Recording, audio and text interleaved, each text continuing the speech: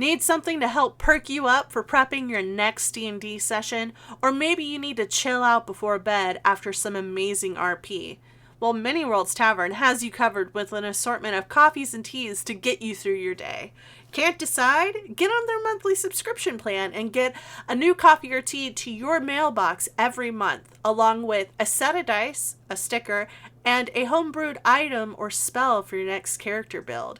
Use code Shelly for 10% off your next order. Again, that's code Shelly, SHELLY, for 10% off your order, excluding the monthly subscription. Drink well, roll better. Mini Worlds Tavern. Hello and welcome back to After the Table. Tis I, your favorite dice hoarding drag queen, Shelly Von Miller. No, seriously, I have so many dice. Look at this. Just look at the candy dish. It's amazing. I'm just saying. I kid you not, that's not all of them. So, yeah. Y'all know I like to bookend. Y'all know I like to bookend the seasons with themes. Last season it was people or places that I'm doing cons at. The year prior it was tables that I'm part of. This year I started with music. Somehow it moved to Canadians. I don't know how the theme of the season is Canadians, but today on the podcast, we have cosplayer, content creator, and you might have seen them GMing Daggerheart a lot in 2025.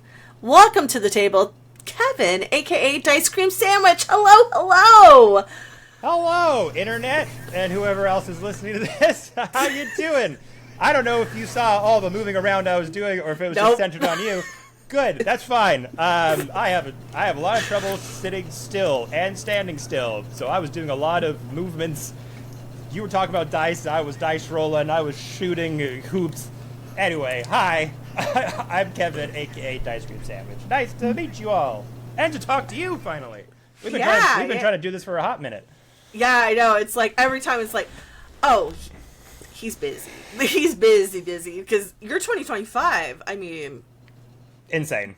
Insane.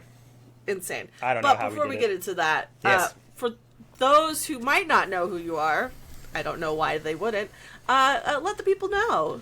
Well, I am Dice Cream Sandwich online. I am a D&D content creator. I am an actual play producer. I am somebody who tried to be a professional actor and fell ass backwards into media marketing, then fell ass backwards more into Dungeons and Dragons, and then fell ass backwards more into D&D content.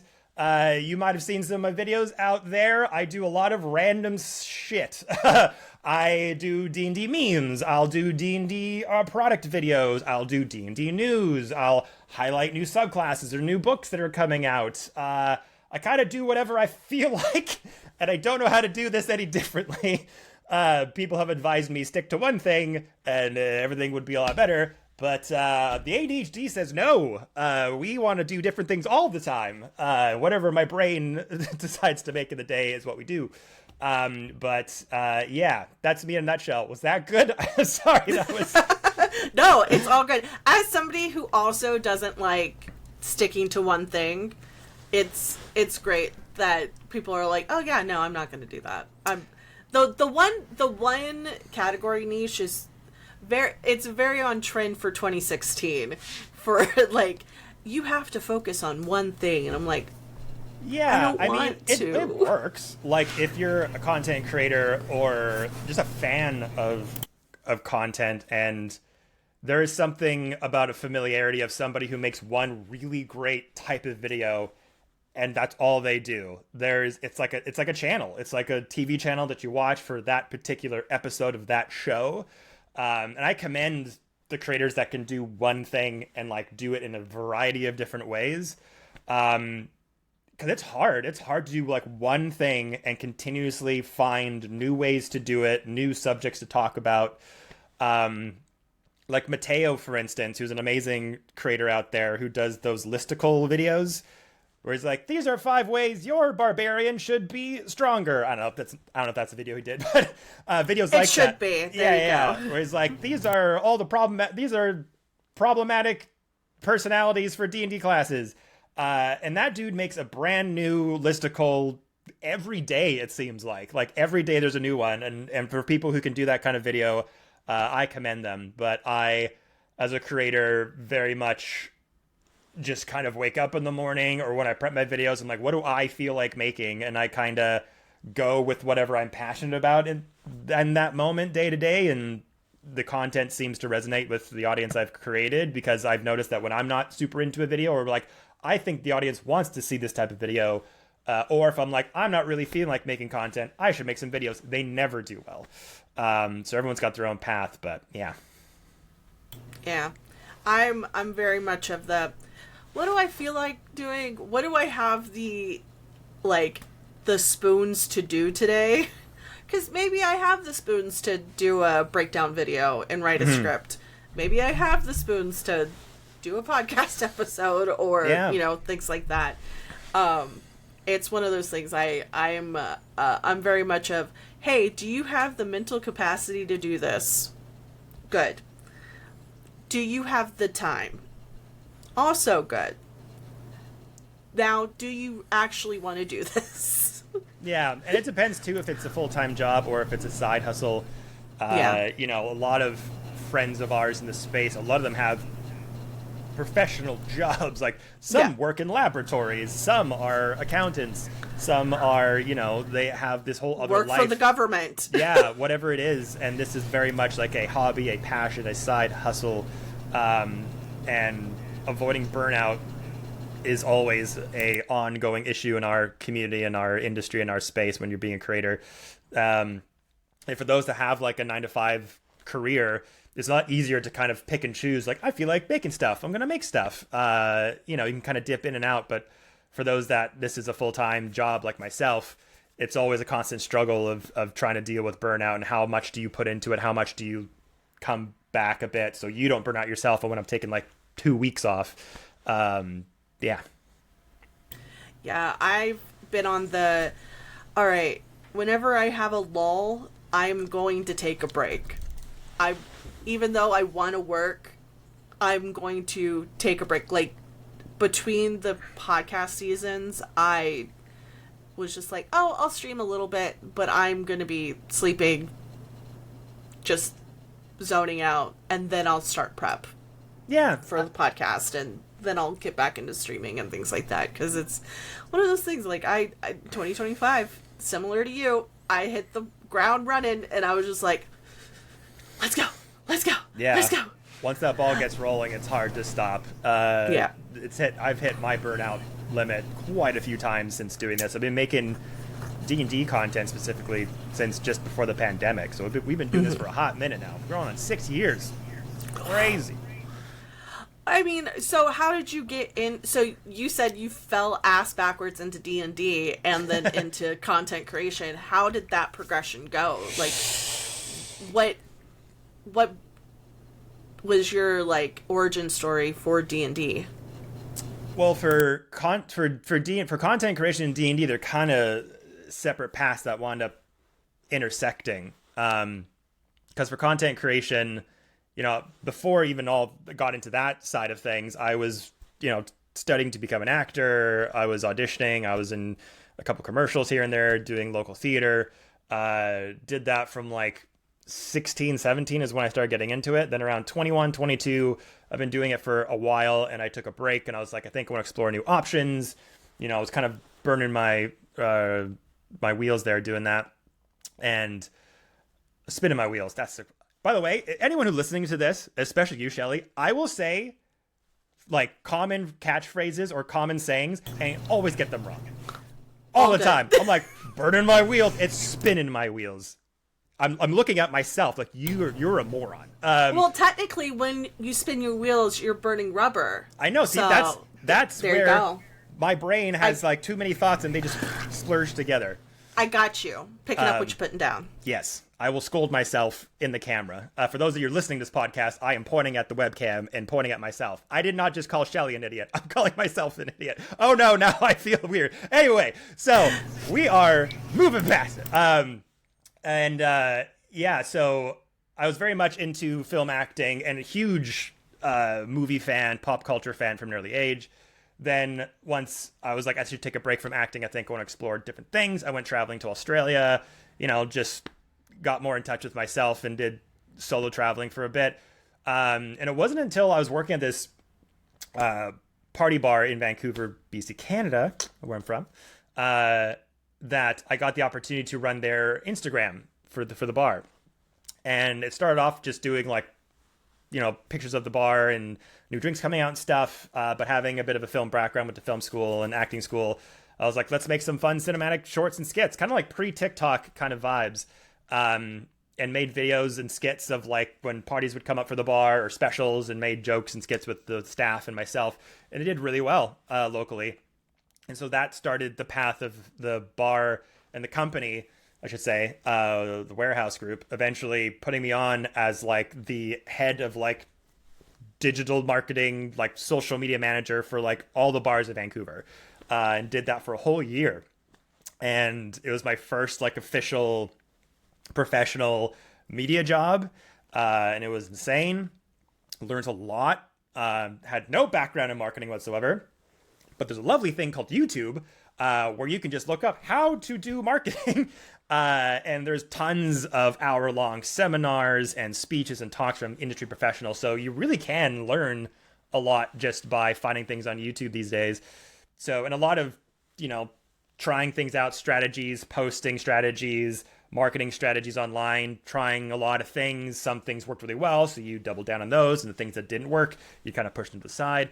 So that gave me kind of a basic background in just digital marketing and content creation as like here's a goal, how do we, promote this event or promote this product to the best way with the budget we have and the community that we have. So I got a bit of background doing that. And then during all that, and even before all that, my best buddy and a producer of Dice Cream streams, Jordy Rose, the man in the chair, who anyone who's watched any of our live streams on Twitch or any of our actual play games, you'll know Jordy Rose very well. He helps keep me organized, and I'm like, eye in the sky, what's the ruling on this? And he helps edit all the Twitch videos and layouts and stuff, so he's amazing. He is a DM, and he would come to the bar on Sunday mornings for brunch, where I bartended those shifts.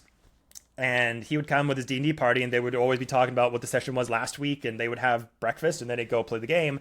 And eventually he's like, you should join us one day. And I did. And we played Horde of the Dragon Queen, and it was awesome. And we did it every Sunday, and it was like 8 hours. It was like the whole day. And those are some of my fondest memories of playing D&D. And then eventually I took a break because work got really crazy. Then we went into the Tiamat storyline, and we actually finished it, which is insane for most campaigns to actually do that double book story. And then that campaign ended, and then some months went by, and then we were like, hey, I really want to play another game. And I'm like, by this point, we're into Critical Role, live streaming is starting to really pop off. And just as a digital marketer, because at that point, I had also left the bar and the company, and I had my own business running social media for restaurants and bars with that background.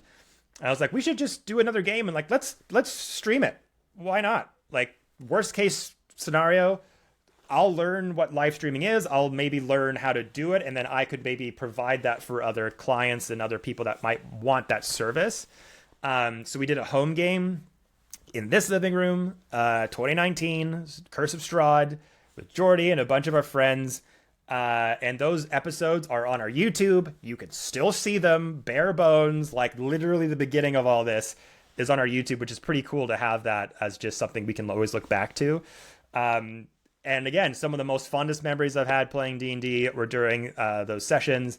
And Jordy learned how to set up the cameras. And at first, we were setting up on like Facebook Live for a Facebook page, because we're like, no one cares about us on Twitch, but like our friends might want to watch us on Facebook. So we started that way, then eventually migrated over to Twitch and got our base understanding of how to Twitch stream and stuff. And just like everyone else, you just kind of do and we got like 5 viewers, 10 viewers, 15, 20, and then it kind of just grew from there. But it wasn't until the pandemic really came, and then sort of a few months before pandemic, I was starting on TikTok. I was a very early adopter of D&D content on TikTok because I was in the marketing space and hearing from a lot of peers and people being like, you need to keep an eye on TikTok. It's going to be a big thing. So I was like, all right, land grab, because one of the things in the digital marketing space that everybody talks about is, you know, how great would it have been if you had known the like success of Instagram when it first landed, how much you would have put into that, or same with YouTube, right? So there's a bit of a strategy in like whenever a new app is about to come out or it's getting a lot of buzz, just don't think about it. If you think it's worth it and you have the time, just make stuff on it, see it, test it out, see what it's like. You know, when Blue Sky came out, I'm not on there as much now. It's a great community hub for a lot of people. But when it first came out, I made an account and I was like, let's go, let's post stuff. I still post stuff on there when I can. So yeah, did that strategy with TikTok and it paid off in dividends. I started making shorts, not very much different from how I make them now. And they started getting tons of views. It took a while for the traction to come. But there wasn't a lot of people making D&D content at that time. So I had a lot of eyes on the channel, which is great. Then the pandemic happened. We're all in our homes.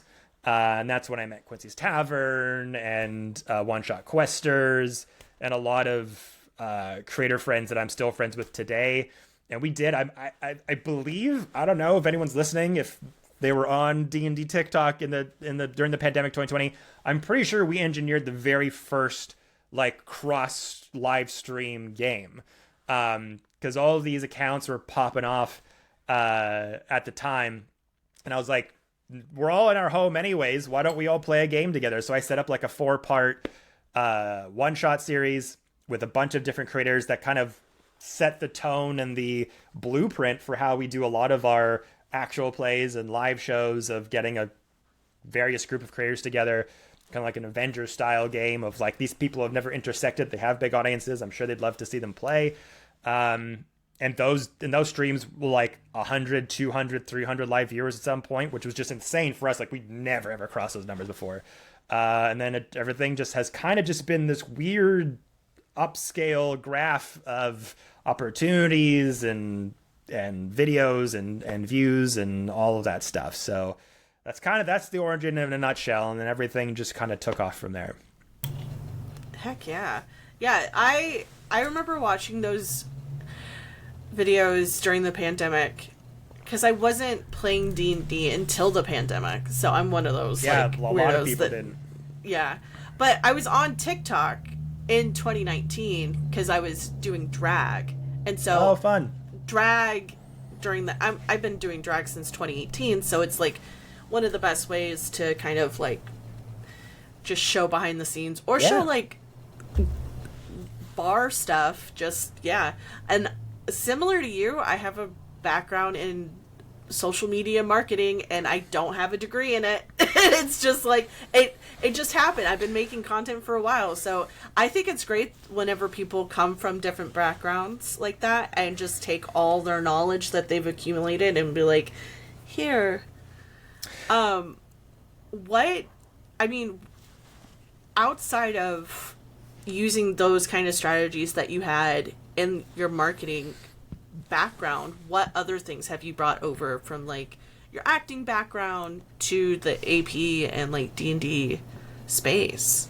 Oh, so much. I mean, like a lot of like character breakdowns, story breakdowns, being confident in front of a camera, in front of an audience, being able to like work well within a group setting and sort of micromanage and project manage a little bit. Like film sets are all just that on a grand scale to a degree. So having all that going into this kind of setting, it's like it felt like I'd been training for this since I was literally 16 years old. Like the way that the actual play space in Dungeons and Dragons has been this vehicle for a whole new media landscape. Like none of this existed until very recently.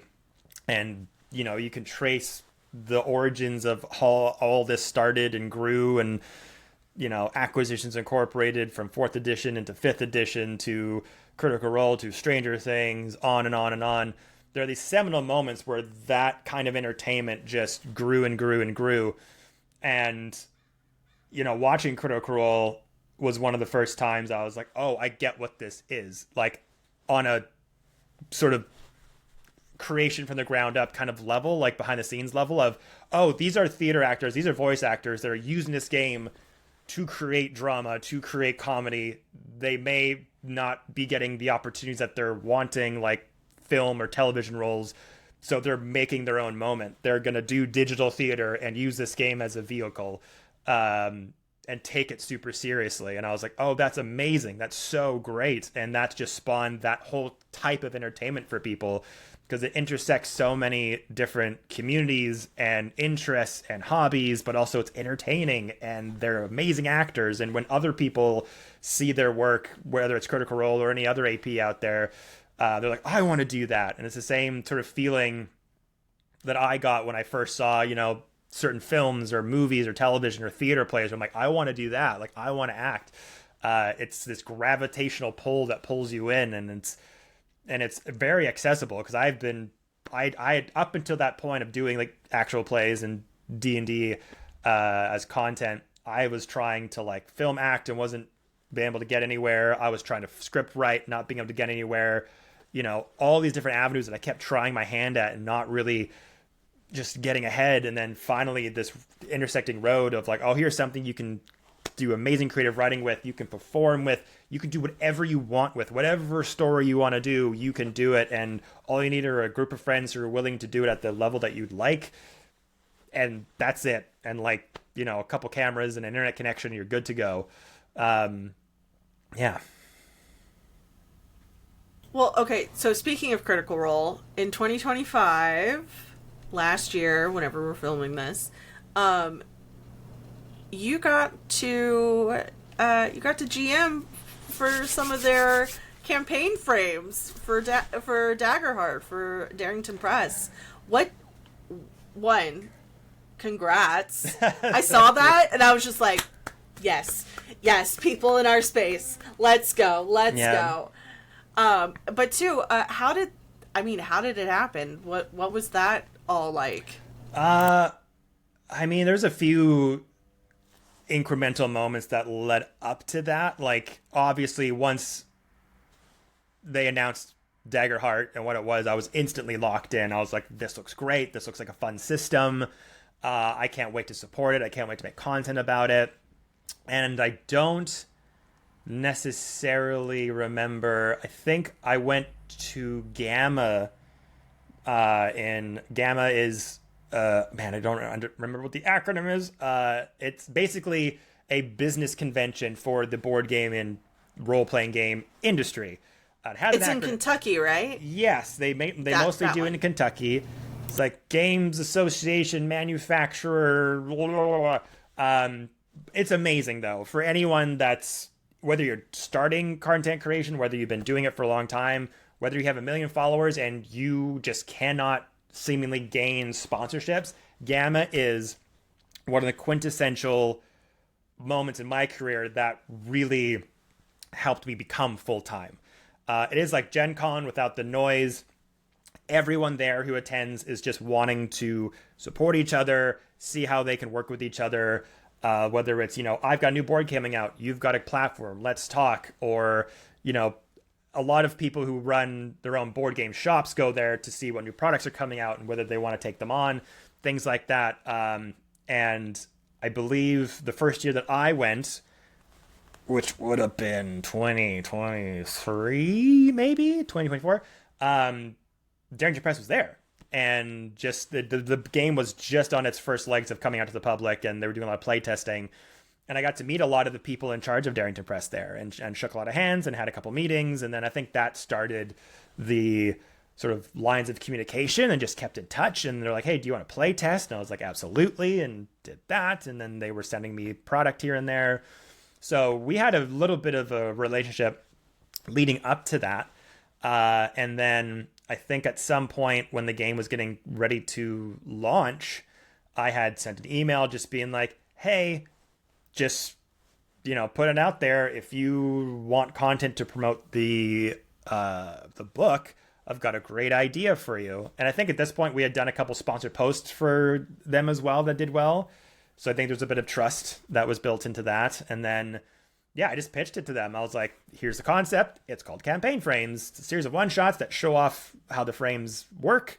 Could be a great way for new players that aren't sure how to create their own worlds within these campaign frames, or, aren't sure how to make a one-shot with them. This would be a great way to kind of give them a bit of a demo of what a story could look like within these worlds or these campaign frames.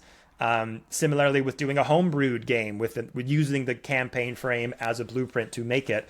And so I just sent off that email and then didn't hear anything for a while. And I was like, oh, well, like a lot of these things, you just kind of shoot your shot and you kind of walk away. Same thing with, back in the acting days, like one of the tenets of acting is like when you go into an audition, you go in there, you give it your best shot, and then you just walk away and throw the sides in the bin, because you can't keep obsessing about if you're going to get this or not or what. You just kind of got to put yourself out there, make your pitch and walk away and just assume it's not going to happen, because you'll go crazy obsessing over if something's going to happen or not, rather than that could limit you at going after the next thing or pitching the next thing. And then eventually I got an email to be like, hey, we saw your pitch. We really like it. Are you down to have a meeting? And then after a couple of meetings, they were like, let's go. So, and then I had a ton of help putting that together as well. But yeah, it was so many things had to line up to make that the way it was. And being able to contribute to that company in any way, shape, or form, Darrington Press, it was a dream come true to be able to work on with a product that Critical Role had produced and was connected to. And the Darrington Press team are fantastic. They are amazing, amazing people. They're so wonderful to work with. They're so kind and so easy to work with. They love hearing ideas. They love trying to make what you want come to life. And very excited to continue to work with them, hopefully in the future. But yeah, it was a pretty insane moment. And there's been a couple times where I've made content or videos here and there that, Critical Role has shared or some of the cast has shared. And every time that happens, it's just, wonderful to know that peers you look up to in the space have seen your stuff or shared or anything. It's just kind of icing on the cake there. But yeah, we had so many awesome people that jumped on board for that project. Dice Times, who co-produced the show. I cannot give them enough credit enough. Dane from Dice Times. If anyone listening to this or watching this has not watched any Dice Times content, pause this, go to YouTube, exactly. Watch Dice Times. They are some of the best and I would say underrated APs out there. Dane GMs some of the coolest games based on a lot of cool pop culture IPs, and a lot of the systems he creates himself just so his friends can play a cool, interesting game. He films the stuff, he edits it himself, he makes the props, he's a one-man production crew, and he put a lot of time and love and effort into that show, and I could not have done it without him. And all of the amazing cast that we had that contributed to those games and those worlds all knocked it out of the park, and I'm so grateful that they, took time out of their busy schedules to be a part of it. Yeah, I mean, some of the names on there are, like, in that casting it's like, oh, damn, okay, all right, like, oh, wow. That's I think why a lot of people were excited about it, because one, they get to see what the game was about, but two, they get to see, like, some of their favorite, similar to your, like, Avengers games that you were putting together at the beginning of the pandemic, like, some of their favorite content creators coming together and being like, we're gonna play a game, we're all gonna be in the same room, and yeah, it's exciting, have some fun. It's exciting for people. And I guess the question is, on top of that, of how do people get into this space and make sure that they're showing the best side of themselves so they get those opportunities? I mean, whenever I think about advice for either GMs or players or creators, I just defer to myself and what seemingly worked for us, because this wasn't hey, we did one show and we got its opportunities. We started in 2019, and it wasn't until, there were all these big incremental moments that you saw things kind of leveled up here and there. But I would say 2025 was our most successful year with the biggest opportunities, working with some of the biggest names in the space. That took 5 years of doing this fairly nonstop. So I just think self-promotion is just the name of the game. Not necessarily the amount of views, not necessarily the biggest audience, just constantly putting yourself out there, finding your community, finding great collaborators to network with that you are passionate about. Like, there's a great Daggerheart show that's on right now called Bitten that has an amazing cast with Talking XP and, it has a great cast of creators on there that, they don't have the biggest audiences independently, but they're amazing storytellers. And in our community, that show is talked so lovingly and the content they make is so great. And some of the cast of Bitten got to meet Matt Mercer at PAX U and was like huge. So it's like, you don't necessarily need all these huge views and followings to be recognized in these spaces. Doing great work will be appreciated and get seen. And sometimes these moments are literally just, luck meeting preparation and opportunity. Just all of a sudden, like, somebody shares a clip that saw your stuff and are like, oh, I like these people, and share it. And then someone that follows them who maybe has a project coming up is like, oh, hey, I saw this clip of this actual play and we have this thing coming up. I think it would be great for it. So I think just anyone looking to like get into the AP space, or someone who may be thinking, oh, we've been doing this show for a while and it's got low views, or it's not getting the attention I would like, that could be a hard place to be in. But you got to remember that you have to always move forward of coming from a place of passion, that you love the story, that you love the people you're creating it with, because that's going to propel you through the harder times. But self-doubt is hard. I've gone through it a lot, and imposter syndrome is hard, and sometimes it's hard to wrestle with like where I am versus where I should be. But you should always try to ground yourself in that where you're coming from should always be a place of like, I love creating stories. I love playing with my friends, with these creators. I love creating a community, and let that be your guiding light and just keep moving forward. Because none of this is an exact science. Anyone who says, here's a guaranteed way to do this, is lying to you. Because a lot of this is just luck, and a lot of this is just throwing a lot of darts at the board and seeing what sticks.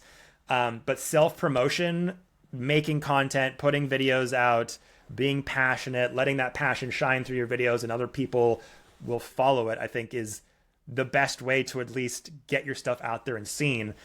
And a lot of people will make actual play stuff, but not make any content around it. And that's a hard place to start from, because you might be making the best actual play in the world, but if you're not making clips from it, if you're not making content around it, if you're not giving people the opportunity to find it, to see it, that makes it that much harder for people to discover it. I wholeheartedly agree. Honestly, it's one of those things I think a lot of people forget the community building aspect, and they're like, oh, I just want to make sure this is successful. I'm like, well, you have to have an audience and a community that wants it to make it successful. Because, and it's the same with like streaming in general or content creation in general. Like, if you don't have a good solid community around you, whether it's other creators or people who just ingest your content, I don't know, I think you'll be discouraged more often than not. You're going to be more likely to kind of give up or feel the burnout a lot harder, especially if you're trying to like go at it 100%. Okay, so on 2025, you've gotten, like you said, you had a lot of opportunities in 2025 to include, you got to go back to the UK, you got to go overseas to do D&D in a castle, and then you also got to GM one of the few, I guess, like actual plays, live plays at MagicCon. Like in Yeah. Chicago. Like, Yeah. how. I mean, you've talked about it already. Like, these are things that have been building along the way. But, I mean, how did the well, let's get into D&D and Castle, because I absolutely think that's an amazing thing to do, but two, just looks exhausting because it's like what, 2 days in a row of just DMing. More than that. More? Mm-hmm. Oh my goodness. D&D Castle is usually like a 4-day experience, I want to say. Like the day that everyone arrives, they do this whole ceremony where you get announced and you call out your party. You walk them into the castle, kind of get them introduced to the setting and everything. And the whole day is kind of a big introductory day. So everyone's meeting each other, and there's fun party games for the players and GMs to kind of intersect and meet, and for other players to meet each other. And then the game starts. And I think it's 3 days in a row, 2 sessions per day. So you wake up, you have your breakfast, then you start your game. I can't remember exactly when they start. Like, I think it's around 10. Then it goes for 4 hours, and then you have your lunch, and then you go for another 4 hours, and then you have dinner. Some people start in the morning, so you have your morning session, lunch, and then sort of the afternoon into the night session. And some people don't want to start early in the morning. They want to start more in that late morning, early afternoon, and then they have a late night session. That some people, I think it's timed out to like end around 11, but some people go to like 2, 3, 4 in the morning, depending on how gung-ho they are, how in the business they want to be. But yeah, it's intense, especially for a GM. It's not for the faint of heart. It's an amazing experience for anyone that's able to have that opportunity. I think if you do it, just know it's going to be a lot at first, but everyone who's done it has had nothing but great things to say about it. It's a once in a lifetime kind of experience to be able to be flown out to the UK and be in a castle and have that experience. And everyone there, it's very much like almost like a summer camp kind of vibe, because everyone who's there really bonds together, and you're all kind of in the situation, whether you're GM or meeting lots of interesting, cool people who are playing at different tables. But yeah, it's pretty wild, and it's expensive. Like, it's not a cheap trip. It's a luxury vacation. You're in a castle where all meals are provided, and they have all these events and things like that. So not only is a lot of pressure to only GM that many times throughout the 3 days, but the price per table is a lot, and a lot of people get anxiety just approaching that, of like, oh my god, I'm going to GM a table that's worth like $10,000+. So it's crazy, but it's very fun. How did the prep go for that? How many months were you prepping and getting things ready? Well, I've been lucky enough to do it a few times now. Kind of coming out, like I said, of that pandemic year, coming out of the pandemic, Gen Con was around the corner that year, and I remember this is like 2021, I want to say, maybe, that Gen Con that fall. And I heard from somebody, I don't remember who, but someone was like, oh, Gen Con's having a hard time getting people to perform this year because we just got out of the pandemic and it's an 80,000 person event. People are pretty squeamish to be around people. And you can still watch the clip. I think it's still on my Instagram or TikTok of me being like, hey, Gen Con, you may not know who I am. I'm Ice Cream Sandwich. I do stuff on TikTok. What's TikTok, you say? And that wound up getting them on my radar, and we pitched 3 shows. I thought they'd pick one. They picked all 3. And that's when we've brought like 3 teams of TikTok creators, D&D TikTok creators, to Gen Con. That was the very first time anyone had brought anything D&D TikTok to the event. But that made a big splash, and then Gen Con shared all my promo content on their Twitter, which got on the radar of D&D in the Castle. So that first year when they invited me out, I was like, whoa, okay. But I had basically prepped and updated the one-shot multi-session adventure that I did during the pandemic. There was one of those arcs that I did that wound up sparking our very first actual play called Beyond the Realms. So that one shot arc, that was like a 3-shot, I guess. I just prepped that basically for them, and it's wild and chaotic. It starts off with a heist at a ballroom classic that a gangster hires the team to go do, in this mansion that a character is like a Gilderoy Lockhart individual is celebrating his like 100th novel about his adventuring stories, which he's done none of them, and just hires people to do them for him, and then loot dungeons and things like that. And they have to get to the basement to steal an item. And this is when I was just like, I'm going to do whatever I want in my stories. And I still do to a degree, but this one was so hodgepodge of like, I want to do a heist. I went on a Reddit thread and found a bunch of homebrewed Marvel items that someone made for D&D. And I was like, in the other vaults, there'll be Thor's hammer and Captain America's shield and Spider-Man's web slingers. And someone had, designed them to be D&D items, and they were really fun. So they got to, if they picked the locks and figured out the codes, they got these cool items, and the story takes off from there. They fight the Dweeblix ooze god monster. They go up to Asgard. They talk to Odin. It's very fun, and it's all over the place. It's very much my pop culture brain working at a lot of different levels, but it's a very fun adventure, and I want to release it at some point, I think. But so I just prepped that for the first time. And then the other times were recent, and the 2 back-to-back ones I did. And that second session, I just did a 3 to 4 session amalgamation of the Dragonlance campaign that had come out recently.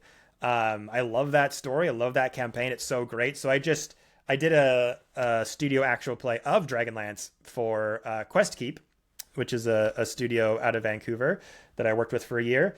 That was my first time producing a studio actual play. So we condensed that into like 3 or 4 sessions, I think.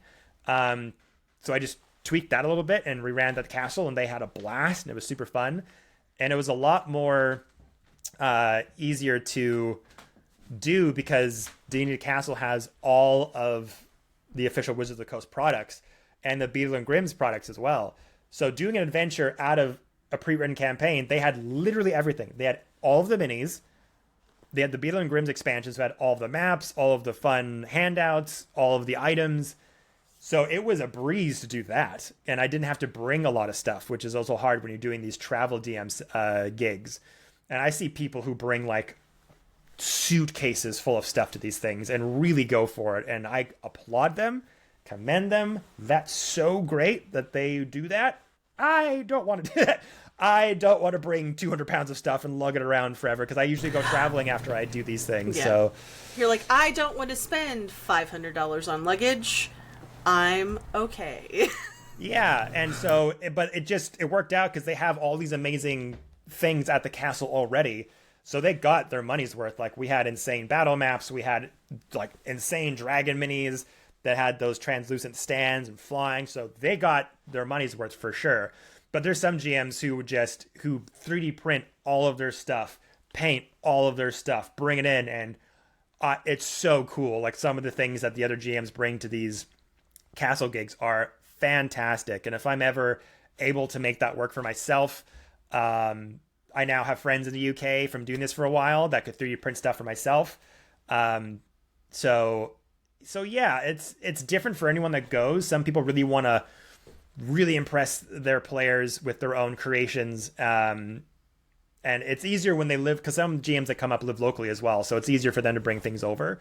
But the castle also provides tons of great props and minis and terrain for the GMs to use as well. So I'm kind of a prep smarter, not harder kind of guy. So that was fantastic. And then the second weekend I did this year, I was just a featured guest. I wasn't GMing a full campaign. So the first weekend I was a guest player in Clint McElroy's game, which was also great to meet him. He's an amazing human being, such a wonderful, kind-hearted man. And he had a wonderful campaign that he homebrewed, and it was fantastic playing that. I just made a lot of content and promoted it.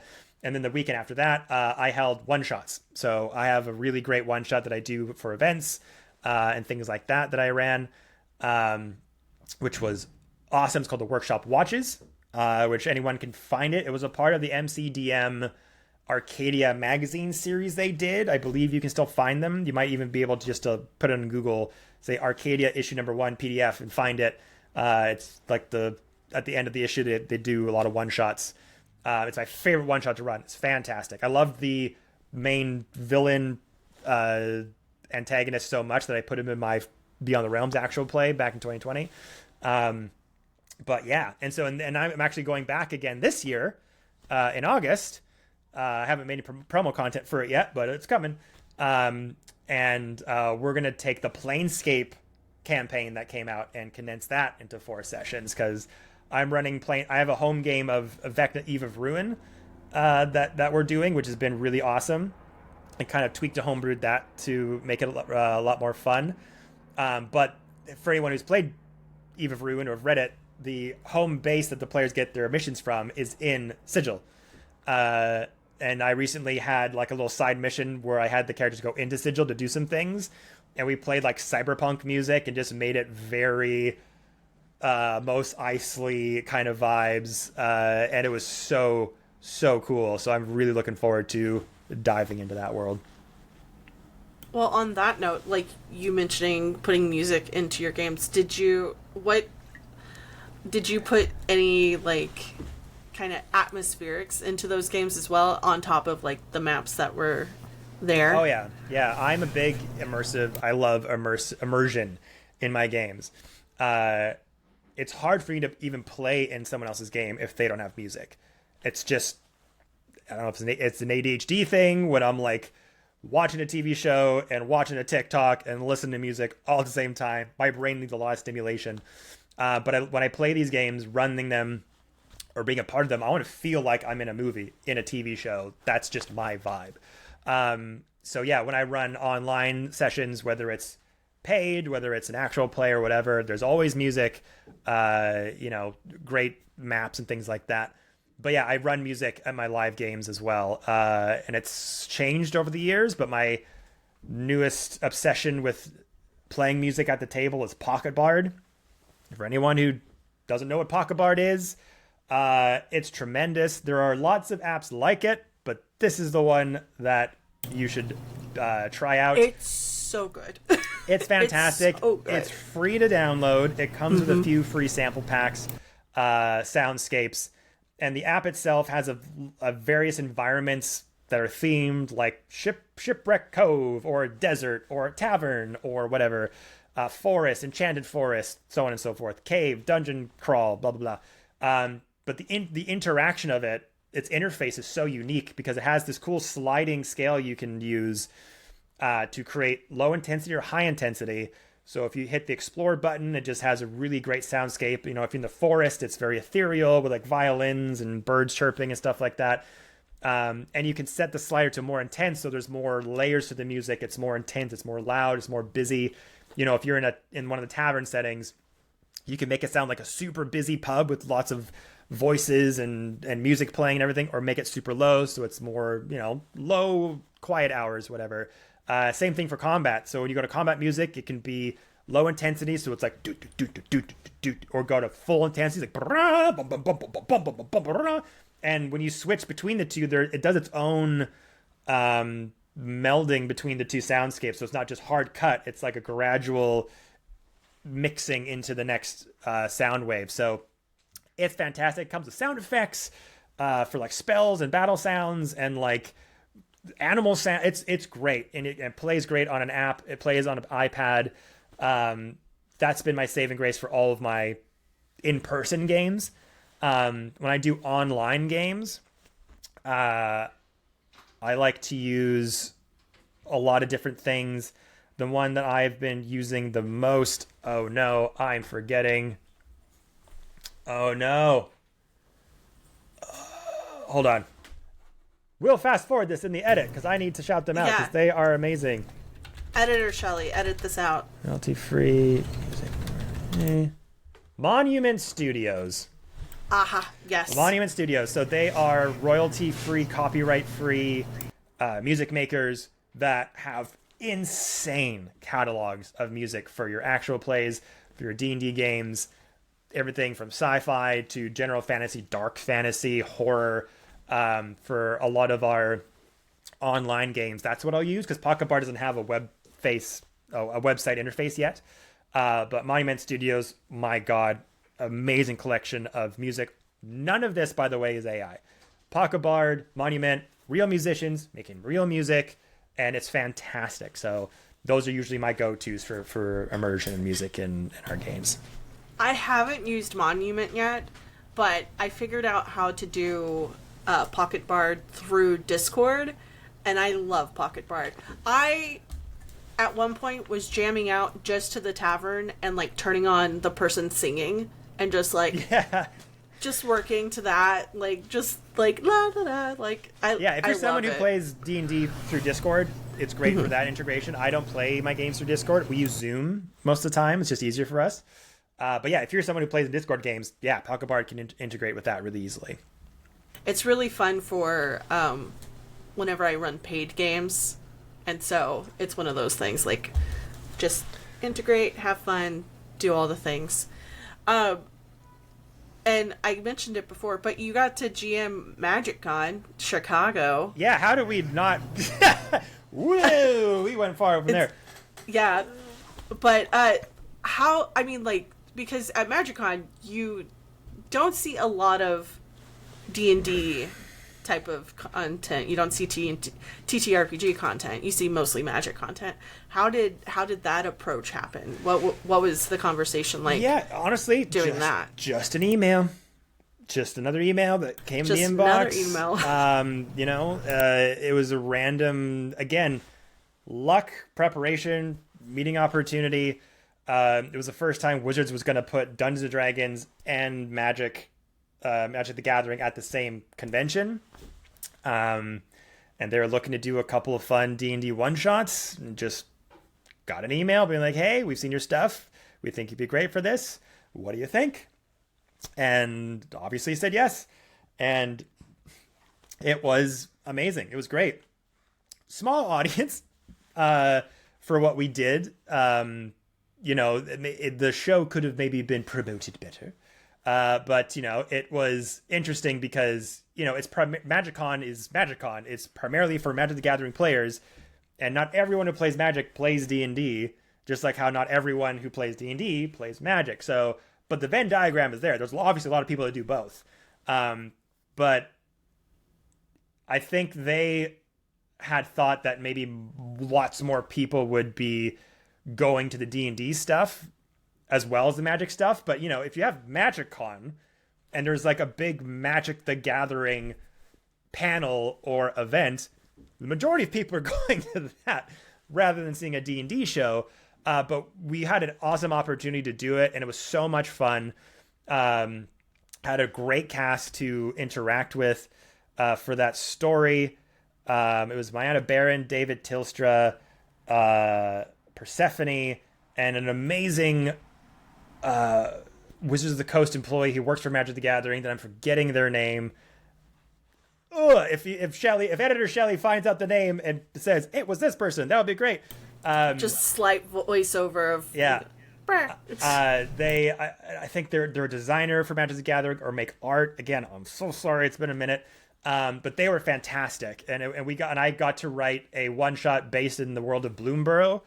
And and at this point, like, I'd played Magic a lot in high school. I have friends who play Magic a lot. But I like dabbled in once in a while. I was obviously at this point much more D&D and doing my own thing, but always liked Magic and loved the hobby and loved the worlds they make. So this kind of gave me an opportunity to kind of dive back in, and MagicCon definitely was the starting point of getting my MTG addiction back into the fold, because once I was there, the whole community was so welcoming. They were so just like, yes, come. You want cards? Here are cards. You want decks? Here are decks. You want to play? Please play with us. Play with us. Please learn the game better.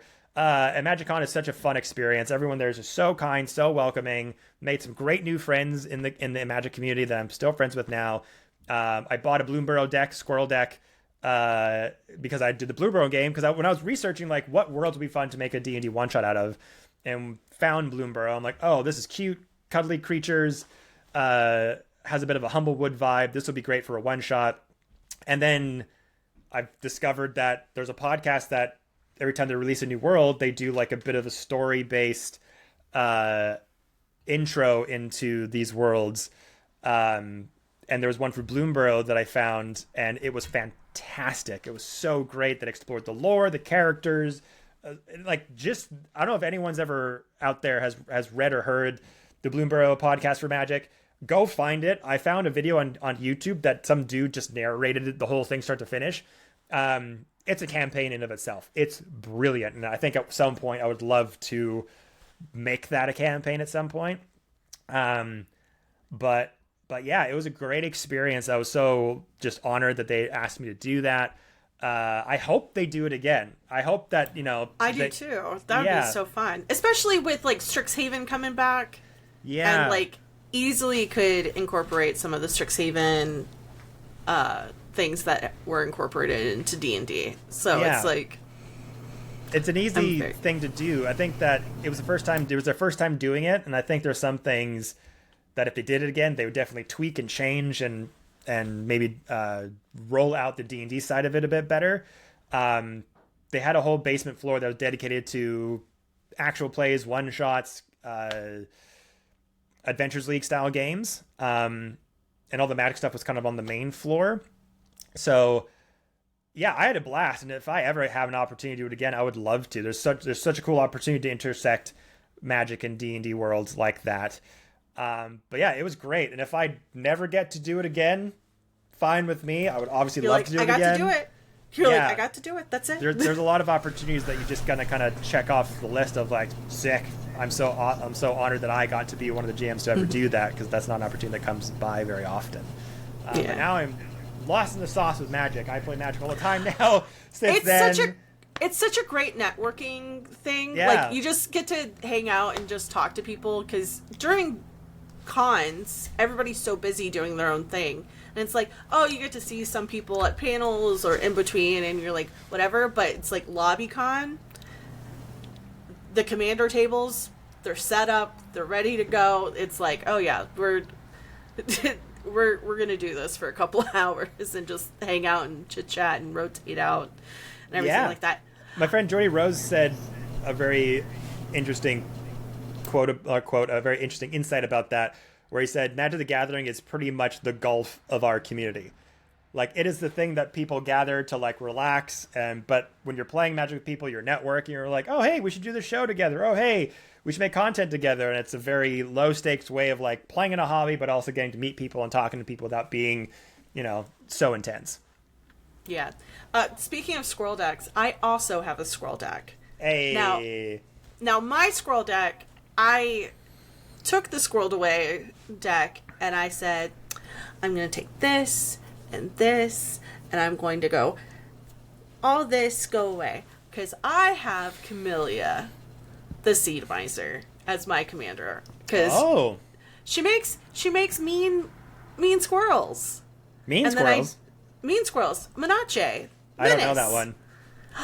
Okay, I'll show you the art, because I was like, because I brought it out just for this.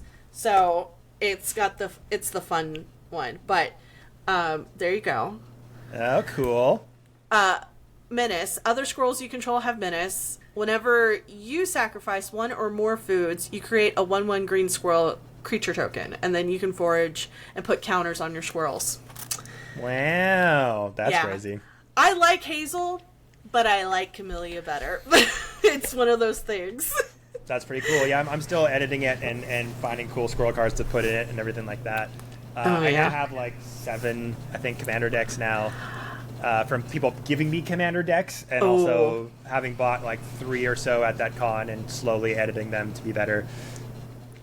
I started playing last year as well. Not at MagicCon because I didn't go there, but just going to my LGS. I have too many decks now. I have that happens. A lot. It happens. But I think that's why people gave me decks, because I think they also had too many, and they were like, "You're like, Here, I don't have play these. this. Here, have this. Yeah, so it's fun. But yeah, I love MagicCon, and we're hopefully going to go to MagicCon Amsterdam this year. Not to GM or anything, just my birthday is in the summer, and it's happening time to right take on a my vacation. birthday weekend. So I think I'm going to grab some friends and rent out a villa by the river or something like that and go, and I think it'd be really fun. I'm excited. I want to go to MagicCon. Maybe I'll try to go to Atlanta. I don't want to do Vegas Vegas. is coming up. I know, but Vegas is Vegas. Yeah. Vegas is Vegas. Never been, whether it's MagicCon or not. Yeah, if I had to choose one, I'm going to Amsterdam for sure. Yeah. I don't get to go overseas that often, so it's just one of those things. It's like, if I'm going overseas, I'm going for vacation. That's it. I'm vibing. Yeah. Are there any decks that you're wanting to build in the future? Oh man, I mean, or decks that you're excited about coming, because there's a lot of things coming out, like Lorwyn. Yeah. Whenever we're recording this, Lorwyn is coming out pre-release this week. That's tomorrow. right. Yeah, And everyone's then- super excited about it. I'm excited about the that. first like official in-game universe one, because they don't dull them out too often these days. But yeah, it's fun. Like I said, I'm not the type to like grab too many things, as I'm trying not to. I want to like pick the play styles that I like and really work. I'd rather spend money upgrading my decks that I have now to be really fun and formidable than can keep buying new things. But like I did just buy Temu Roar from Dragonstorm. No, Tarkir. Yeah. Tarkir. Yeah. Tarkir Dragonstorm, yeah. Yeah, Tarkir, which is a crazy powerful commander deck of dragons and stuff. So Yeah. like, but I don't have any dragons, so like I'll take that. So yeah, I'm excited about Lorwyn. I like the Blight commander deck. That looks really fun. I'm a big counters guy, so that could be great to have -1/-1 counters on things, move them around. I'm not a big hater of Universes Beyond. Like I got for Christmas, my fiance got me an Avatar Aang deck that's proxied. Because some of these decks that I find on like Moxfield or whatever, like if you got them card for card, they'd be like $1,000. So this isn't like also like a game breaking deck. It's not like someone made this like so insane. It's like a power level 2 or 3. It's very like pre-con kind of level, but Aang's the commander and it has all the different bending techniques in it. It's very fun. So that's really cool. So I'm really excited to like buy more Avatar packs and try to upgrade that. But that's been a fun way actually to get interesting decks for a low cost entry, because I don't really care about proxy decks. Like if you're someone who makes proxy decks, like I don't care. I'm not playing professionally. I'm not in a tournament. I do have issue with somebody that buys proxy decks and makes them like the most game breaking things of all time, because like what's the point? But if you're somebody who buys proxy because you want a fun deck or something that's like at that higher tier level, but again, isn't game breaking, can be beat, I'm fine with that. So there's a couple deck lists that I've saved. Like and like everyone hates the Spider-Man set. Fair. I'm not going to disagree with you, but I found a really fun Spider-Man deck that had the Cosmic Spider-Man as commander and just had like all the funnest cards from the set in it. And I think that's fun. So I'll probably proxy that. Because again, that set by itself might be a couple $100, but there's sites that print them off and send them to you for like $100. So Yeah. if anyone out there is looking for a deck that they really want to play with but don't have the funds, you can just literally go to Moxfield, copy and paste the deck list, find a proxy site that prints it for good quality, and you can get a $700, $800, $1,000, $2,000 deck for $100. No sweat. Yeah. No, Cosmic Spider-Man is on my list of decks to build, because I have an LGS that has like millions, like a huge library. So I'm like, I can easily dig through things. The Ninja Turtle Precon, I'm getting that. I've been a Turtles fan forever. Don't care if you're going to hate me. I fucking love the Ninja Turtles. So, and even the Marvel superhero stuff coming out, there's a couple cards out there that like the Submariner one as a commander for a Merfolk deck. I really think that'll be fun to build. Yeah. That's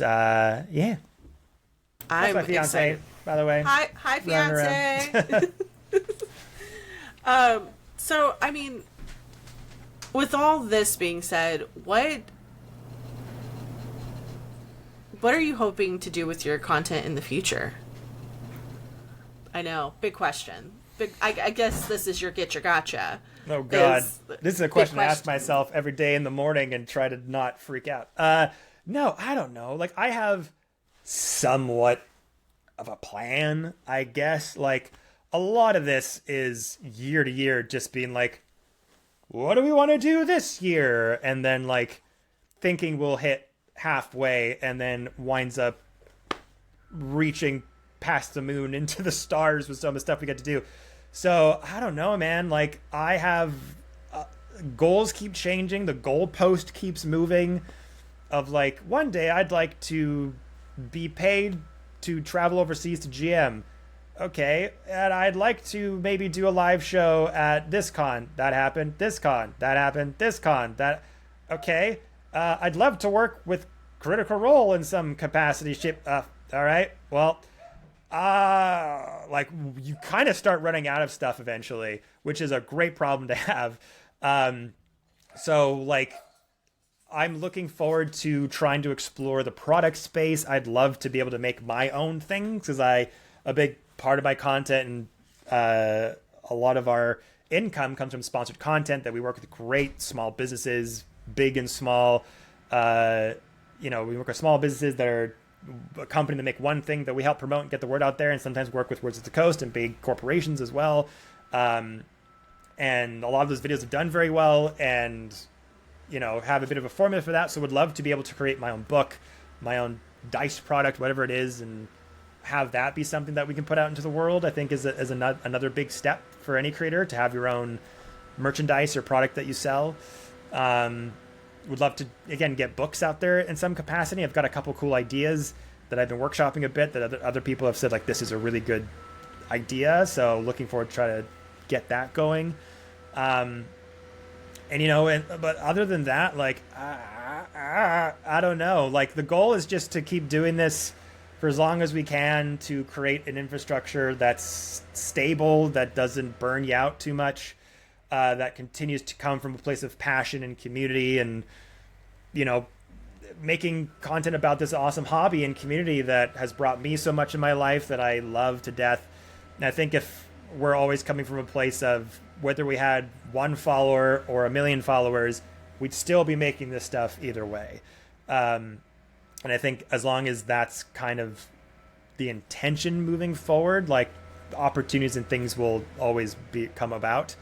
But definitely want, like, some things I had in my goal for this year was, again, the product stuff, doing more Twitch streaming. Cause when we stream, we usually do an actual play with our friends, other creators in the space. And that's always so much fun. And we want to do more of that as well, but I'd really love to do more game streams, like have my, Anastasia Rowland, my fiance, she makes her own content as well, makes D&D stuff, but also a digital marketer and social media manager in their own right. And would love to do more couple stuff together. So doing more gaming streams together, going over, indie fantasy games that are coming out and showcase that to our audience, or anything that's D&D related in the gaming space and being able to have a platform to show off that more. God, what else? Yeah, actual play stuff. Like I said earlier, when we were talking behind the scenes, like I've got 3 to 4 actual play projects kind of cooking in the oven right now that we're having, first round meetings about, which is great. And, hopefully one of them gets greenlit. If all 4 of them gets greenlit, that's kind of all I'll be doing for the majority of the year as well, because it's a lot of work to get these things up and running. But like if I had one of them greenlit, I'm super excited because they're all really interesting projects with different types of people. That's all I can say. So yeah, I don't know. I think every year at the start of the year, like where we are now in January 2026, I kind of start to look ahead to the year and be like, okay, what are things we have coming up?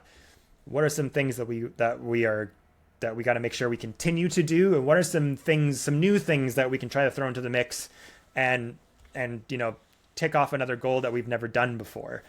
And I think that keeps things interesting. That keeps things, interesting enough that you want to keep working towards. Because I think where burnout can happen, or at least where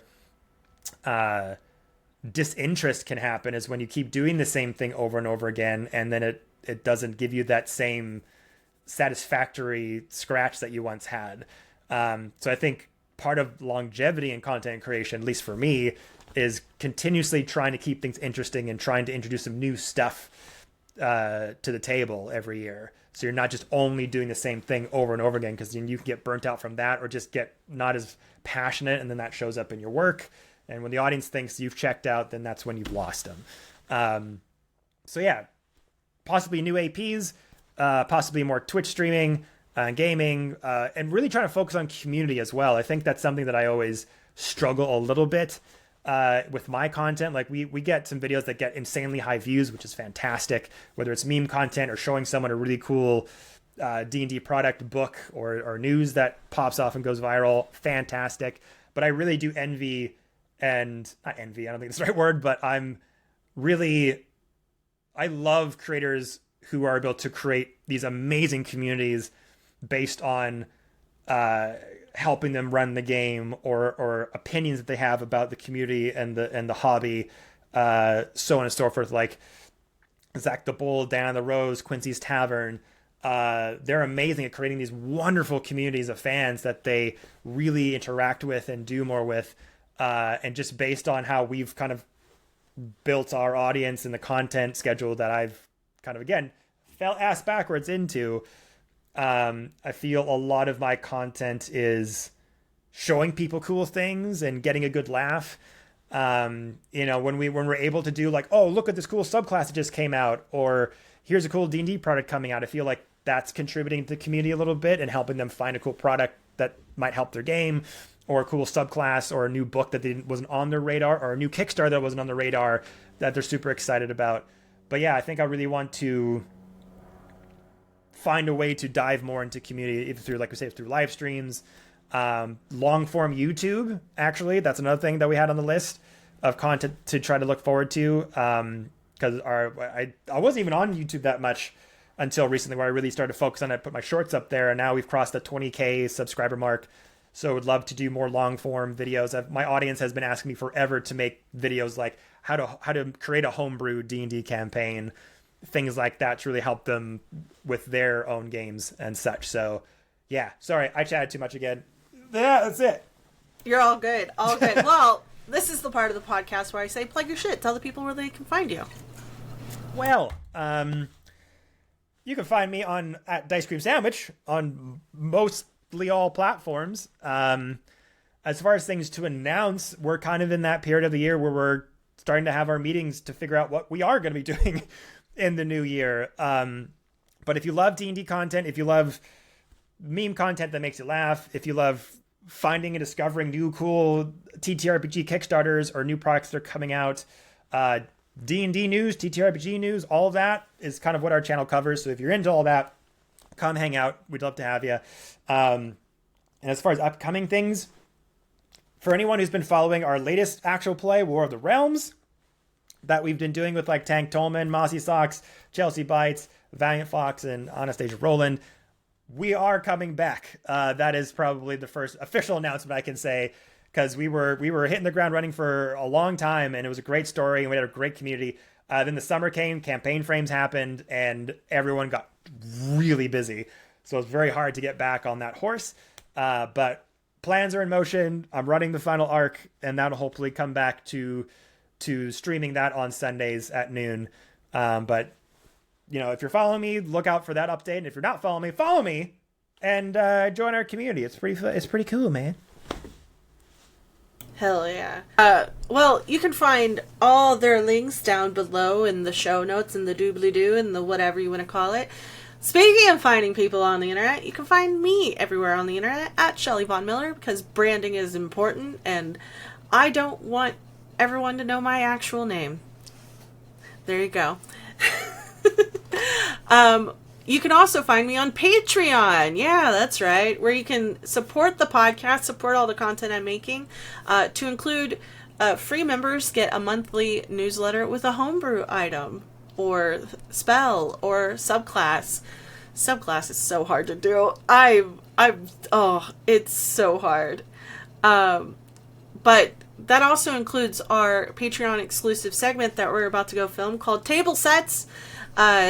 where paid members, starting at $7 a month, can get all sorts of awesome this or that gaming. There you go. With that being said, I love y'all very much, and I will see you on the internet. Goodbye!